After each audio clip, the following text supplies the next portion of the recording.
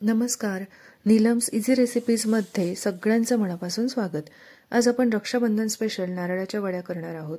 ह्या वड्या घरातील लहान मुलांपासून मोठ्यांपर्यंत सगळ्यांनाच आवडतात. तर अशा सगळ्यांना आवडणाऱ्या नारळाच्या पांढऱ्या शुभ्र वड्या सोप्या पद्धतीने कशा करायच्या ते बघूया. तर ह्या वड्या करण्यासाठी आपल्याला लागणारं साहित्य पाहून घेऊया.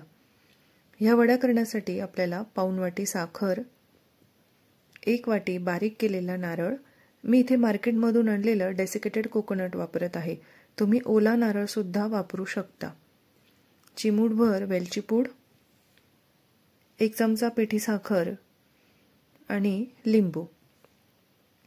चला तर मग आता वड्या करूया. सगळ्यात आधी जाड बुडाची कढई घ्यायची, त्यात साखर घालून घ्यायची आहे. साखर बुडेल इतकं पाणी घालून घ्यायचं आहे. वड्या करताना सगळ्यात महत्त्वाची गोष्ट म्हणजे गॅस पूर्ण वेळ बारीक ठेवायचा, म्हणजे आपल्या वड्या कापसासारख्या पांढऱ्या शुभ्र होतात. साखर आपल्याला पूर्ण विरघळवून घ्यायची आहे.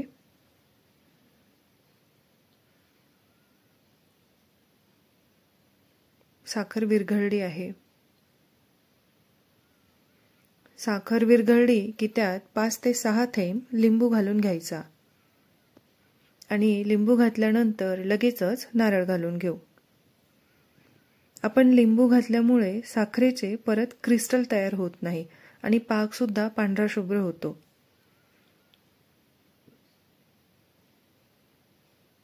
आता एका ट्रेला तुपाचा हात लावून हा ट्रे आपण बाजूला ठेवून देऊ. नारळ घातल्यानंतर हे मिश्रण सतत परतत राहायचं आहे, नाहीतर कढईला खाली लागू शकतं. ह्या वड्यांमध्ये तुम्हाला मिल्क पावडर घालायची असेल तर तुम्ही 1 चमचा मिल्क पावडर घालू शकता. पण आपण इथे ह्या वड्या फक्त नारळ व साखर घालून करत आहोत, कारण नारळाला स्वतःचीच अशी एक छान चव असते.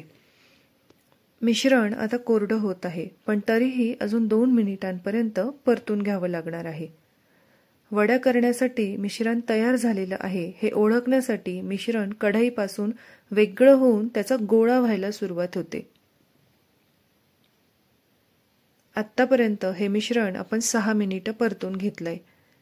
आता यात वेलची पूड घालून घेऊ आणि नंतर लगेचच 1 चमचा पिठी साखर घालून घेऊ. पिठी साखर घातल्यामुळे हे मिश्रण छान आवळून येतं आणि वड्यासुद्धा खुटखुटीत होतात. पिठी साखर घातल्यानंतर गॅस लगेच बंद करायचा आहे आणि आता हे मिश्रण आपण तूप लावून घेतलेल्या ट्रेमध्ये ओतून घेऊ. हे मिश्रण ट्रेमध्ये ओतून घेतल्यानंतर पटकन एकसारखं थापून घ्यायचं आहे. आपलं मिश्रण थापून झालेलं आहे. आता यात थोडे पिस्त्याचे काप वरून घालून घेऊ आणि लगेचच आपल्याला हव्या त्या आकारात आपण ह्या वड्या कापून घ्यायच्या आहेत. मी इथे चौकोनी आकारात ह्या वड्या कापून घेतल्या आहेत.